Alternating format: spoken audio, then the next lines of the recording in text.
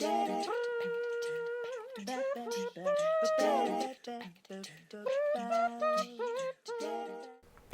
there, Innovation Champions. Melissa Dinwiddie here.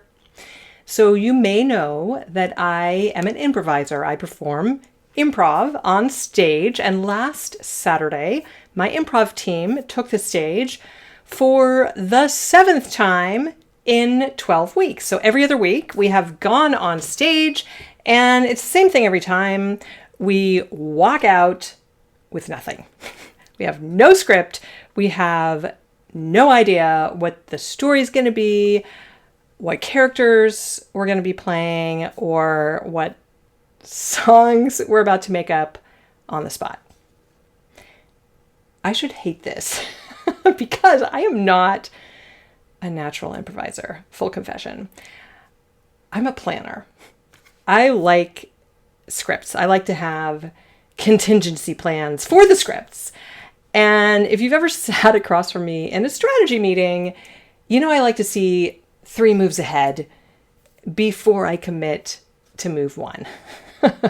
Which is exactly why improv has taught me more about leadership than almost anything else in my toolkit. Here's the pattern I see constantly with the leaders I work with. Most of the time, they were promoted because they're rigorous, because they reduce uncertainty for their team or their organization, because they're the person in the room who can be trusted to have a plan. And that's a real skill, and it matters. But it's not the same skill as leading through uncertainty. The moments when there is no plan yet. When the ground is still moving, when your team is looking at you for direction that you don't actually have. Eliminating ambiguity and leading through ambiguity are actually different muscles. And most leadership development, like the standard stuff that most companies budget for, most of that kind of leadership development trains the first skill. But right now, the second one matters just as much, and maybe even more. And here's the problem. You can't build that muscle by sitting in a workshop and being told to embrace uncertainty. You have to actually practice responding to something that you didn't see coming in real time again and again until it stops being a theory and starts being a reflex. And that's exactly what improv does.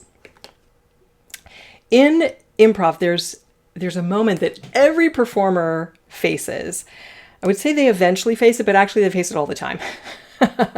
You had a direction in mind for the scene, and your partner just took it somewhere completely different. This happens all the time. When that happens, you have 2 options. You can fight it. You can try to drag the scene back to your plan. And if you do that, the scene collapses. Or you can yes and what just happened. You can accept whatever just happened as true, and you can build on top of it.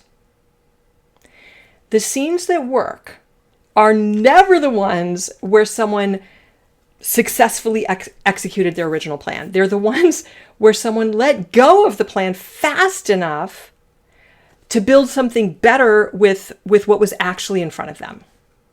Now, that is not a performance trick. It's a decision-making pattern, and it's trainable.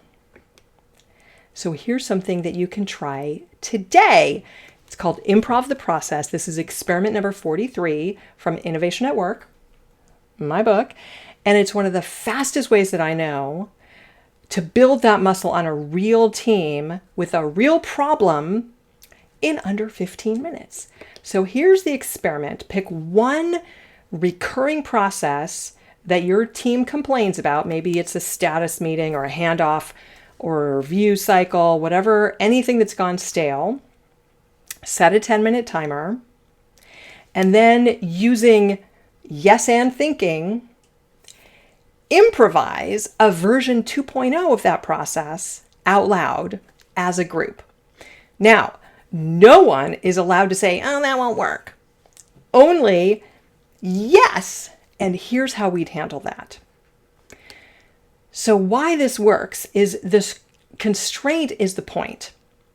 10 minutes is way too short for careful planning, which is exactly what forces the group into the same kind of reflex that improvisers use on stage, building on what's offered instead of defending what's familiar.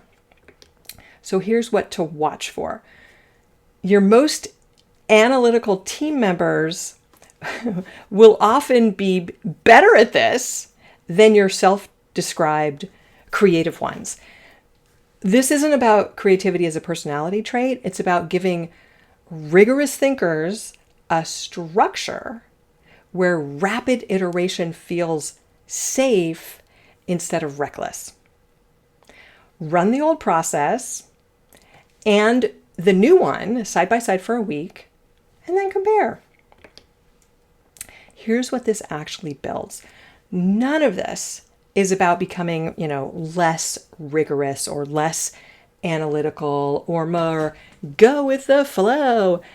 It's the opposite. It's building the specific capacity to stay engaged and clear-headed when the plan stops being reliable, which for every team I've ever worked with is not an edge case. It's Tuesday. This is the muscle that Create the Impossible is built to train. 3 steps.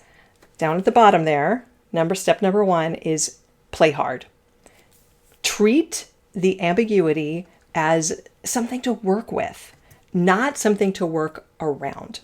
Step number 2 in the middle there is let the first version, the crappy version of the new process, let it be rough. I call it make crap because, we want that first version to just let it be rough.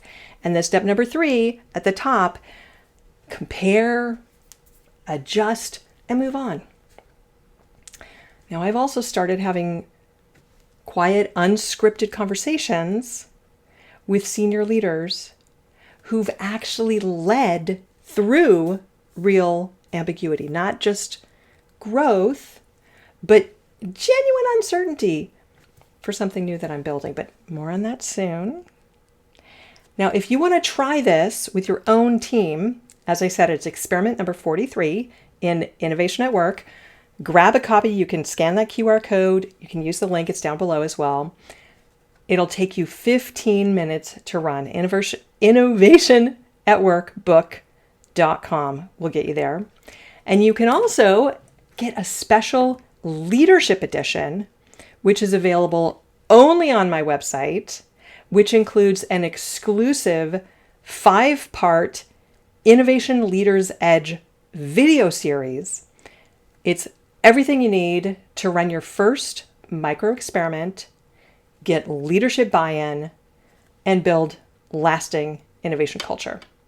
And if you're staring down a bigger ambiguity problem than one stale process, let's talk. Book a free innovation strategy session at innovationatworkbook.com/call, or just scan that QR code or use the link in the description.